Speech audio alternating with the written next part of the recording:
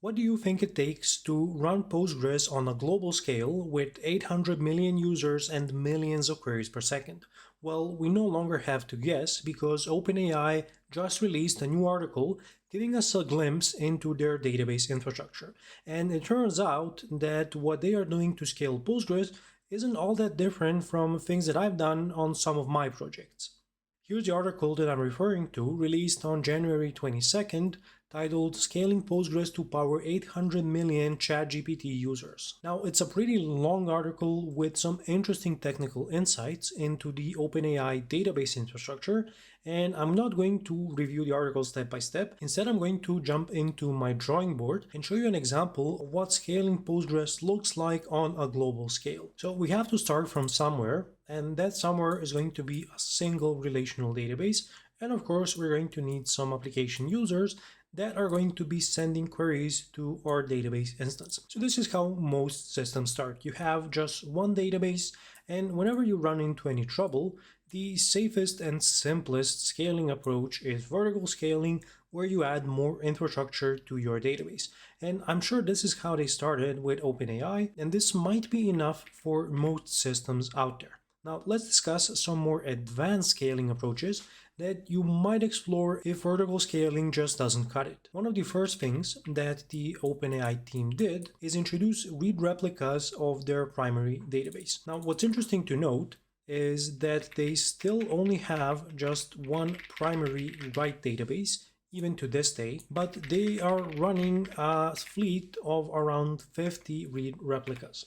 So what is a read replica? Well, most databases support the concept of replication. And what makes Postgres interesting is that it uses a write-ahead log to store all the changes that you make to the database. And then Postgres allows you to create another database instance that's going to hook into this stream of events and use those to replicate the changes made to the primary write database into as many read replicas as you want. Now, obviously, there's going to be a physical limit because the primary database has to stream the changes to all the read replicas, but this is a surprisingly scalable approach when it comes to Postgres. So what that's going to look like is I'm going to expose a box that we're going to call the write-ahead log. Let's place it right under our primary write database, and then we're going to have replication going from the write-ahead log into the read replicas. Now, what does this allow you to do? It seems like we're introducing more problems because the primary database has to do more work, but the reality is somewhat different.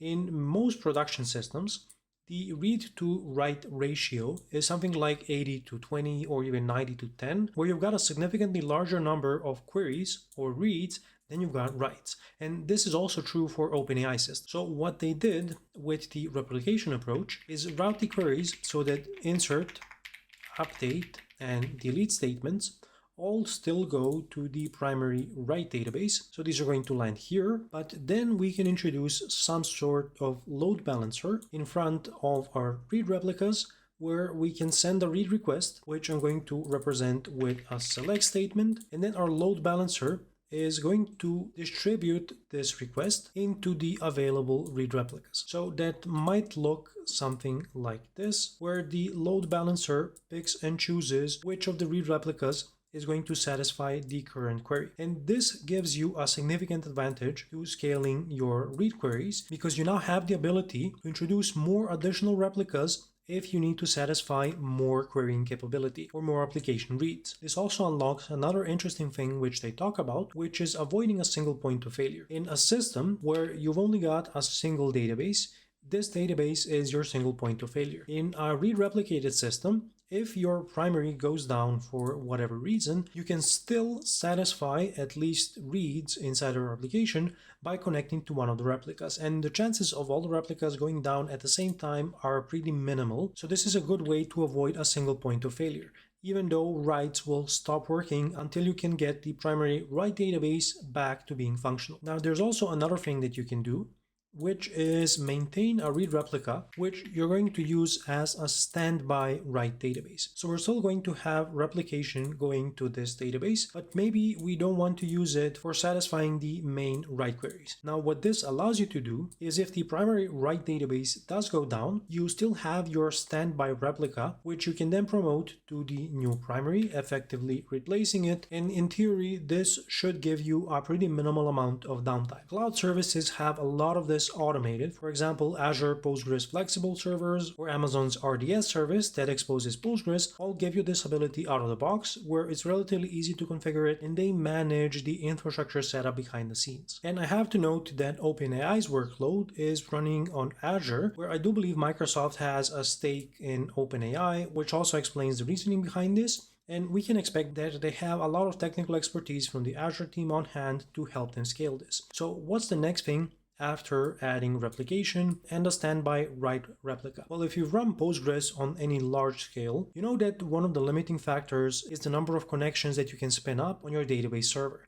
And this is why applications introduced the concept of connection pooling, where you're not constantly recycling connections. Instead, you store them in a pool and reuse them for subsequent requests. If you're using EF Core, it also supports connection pooling on the application level, but there's a more robust approach called PgBouncer, which is an additional component that you can run that acts as a connection pooler for your database. So that's one of the next things they did, which was introducing PgBouncer. And from my understanding, they have one PgBouncer instance running per read replica inside of their system. So all of the read replicas that we have here are going to have a PgBouncer associated with them, and then a load balancer is going to sit in front and distribute the incoming requests to the available read replicas. Now, it's also important to note that this is all distributed on a global scale. So there's also some level of routing the incoming requests based on your geographic location into the closest available instance. Now, all of this is pretty complicated to comprehend because this is definitely not a trivial system, but there are some ideas here that you can take home and possibly use inside of the applications that you're working on. For example, I've used this approach with a primary write database and a couple of read replicas inside of one of the applications that I was working on. And obviously we didn't operate on this scale, but we still did have around 1 million active monthly users and a significant load that the system had to sustain. There were a few other things which we were using and also OpenAI uses, which I'm going to mention in a moment, but let's go back to PgBouncer. So as I said, this is a connection pooler. So let me add a comment making that clear. I don't want this to be red. I'm going to add an arrow here just to denote what I'm speaking of. From the article, it says that introducing PgBouncer reduced the cost of obtaining a connection from around 50 milliseconds to 5 milliseconds. And this is obviously a huge speed up when you're running millions of queries per second. One other thing that they are exploring is how to scale replication further by reusing existing read replicas. As I said, the primary write database is going to stream the updates from the write-ahead log to the subscribed read replicas. And this is how they are kept in sync, although this process is asynchronous. Now, obviously, when you introduce a lot of read replicas, you run into some issues with being able to stream the write-ahead log entries to the replicas in a timely fashion. And to solve this problem, they are exploring an interesting approach, which I haven't heard of, but it makes sense when you think about it, and it's called cascading replication. And the idea behind this is instead of streaming the write-ahead log from the main write database, you can also reuse the existing read replicas that you have to further stream the write-ahead log to any new read replicas that you might want to introduce into the system.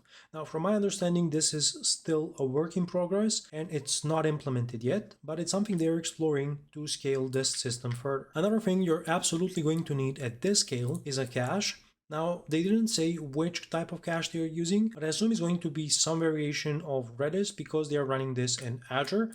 And the idea is very simple. You introduce a cache in front of your database queries. And before sending a query to the database, you ask the question if this data is available in the cache and if you can serve it. A big problem that you run into at this scale is a cache stampede, where your cached value might expire and you run into a problem of sending multiple queries to the underlying databases to fetch the missing data. This is where they implemented strict locking to prevent a cache stampede, which is something I talked about in a recent video that's going to pop up in the right hand corner here, where I showed you a step-by-step example of how we could solve this on a single system, and I gave you an idea of how we could translate this into a distributed system. And this is essentially what OpenAI is doing at a global scale. A couple of more things to note is query optimizations, so just making sure you've got right indexes in place or that you aren't overfetching any data that you might not need. Then things like doing joins in memory instead of doing them on the database server to save CPU resources on the database servers. They also have robust rate limiting at the load balancer, at the PgBouncer level, at the application levels to prevent a huge burst of queries at a single point in time reaching their underlying databases,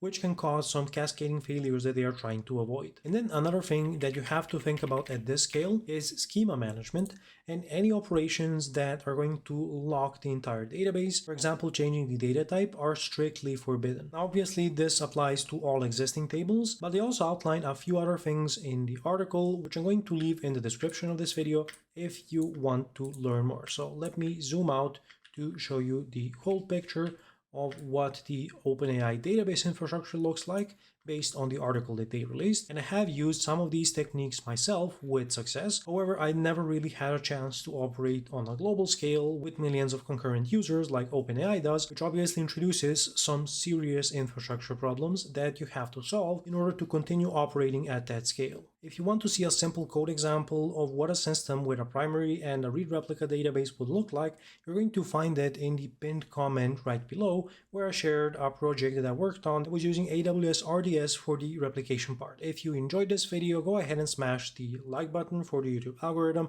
Subscribe to this channel if you want to see more videos like this one. Thanks a lot for watching, and until next time, stay awesome.